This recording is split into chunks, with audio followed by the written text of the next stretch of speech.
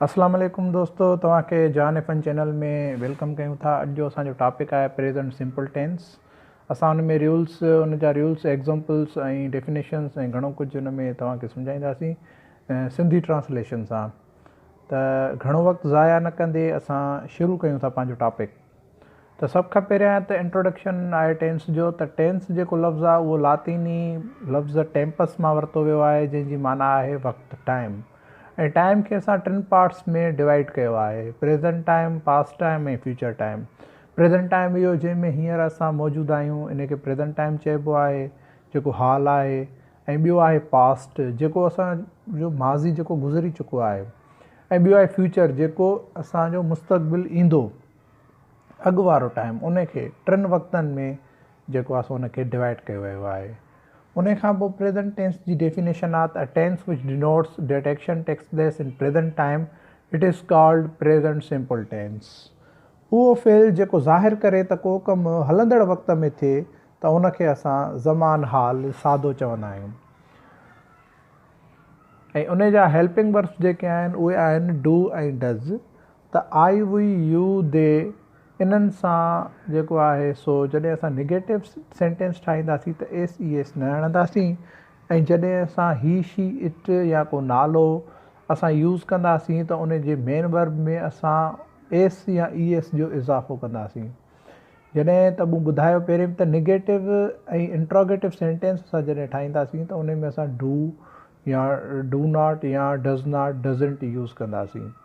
जीअं फॉर्मेशन आहे, मां तव्हांखे ॿुधायां थो त सभ खां पहिरियां सब्जेक्ट रखिबो, पोइ मेन वर्ब रखिबो, उन जो फर्स्ट फॉर्म रखिबो मेन वर्ब जो, ऐं उन खां पोइ एक्सटेंशन या जेको ऑब्जेक्ट आहे उहो लिखिबो। जीअं आई प्ले अ गेम, हिते मूं जुमिलो लिखियो आहे त सब्जेक्ट आई आहे ऐं प्ले जेको आहे उहो मेन वर्ब आहे, इहो फर्स्ट फॉर्म आहे, ऐं एक्सटेंशन जेको ऑब्जेक्ट आहे उहो असांजो अ गेम आहे। उन खां पोइ मूं ॿियो हिकिड़ो जेको फॉर्मेशन ॾिनी आहे उहा आहे subject plus main verb plus first form S E S जो इज़ाफ़ो प्लस एक्सटेंशन या ऑब्जेक्ट। त हिते मूं ॿुधायो आहे त ही सां गॾु जॾहिं ही प्लेज़ अ गेम, ही सां गॾु प्लेज़ मूं लिखियो आहे त उन में प्ले में एस ई एस जो इज़ाफ़ो कयो आहे। जीअं त मां तव्हांखे पहिरें ॿुधायो हुयुमि त ही, शी, इट या को नालो हूंदो त असां वर्ब में एस जो इज़ाफ़ो कंदासीं।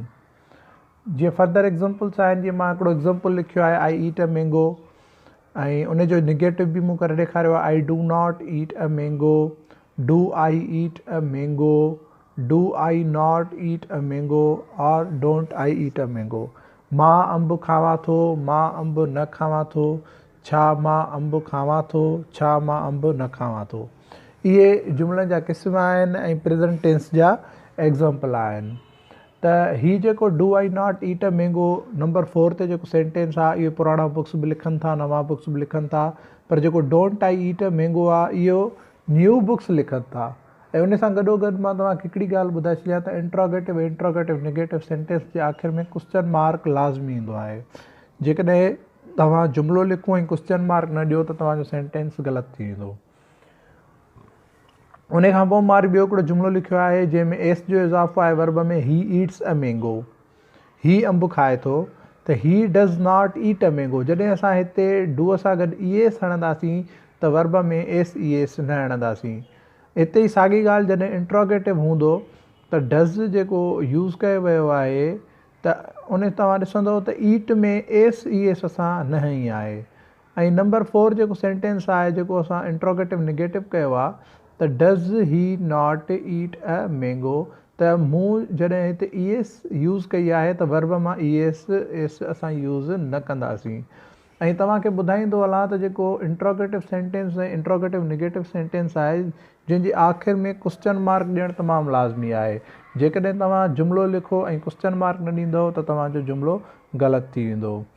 ऐं उन सां गॾोगॾु थो, था, थियूं, थियनि जीअं आख़िर में यूज़ थिए जुमिले में, त असांजो उहो प्रेज़ेंट सिंपल टेंस हूंदो आहे।